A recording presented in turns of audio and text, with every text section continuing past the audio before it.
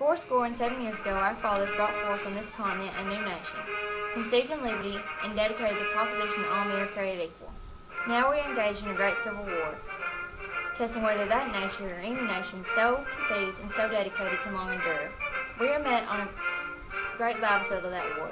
We have come to dedicate a portion of that field as a final resting place for those who here gave their lives that that nation might live.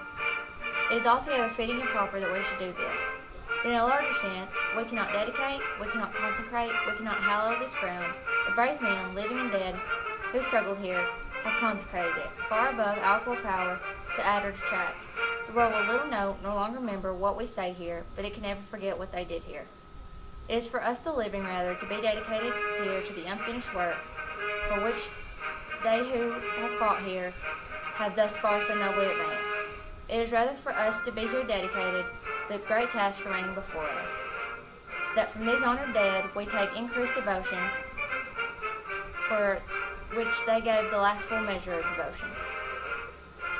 That we here highly resolve that these dead shall not have died in vain, that this nation, under God, shall have a new birth of freedom, and that government of the people, by the people, for the people, shall not perish from the earth.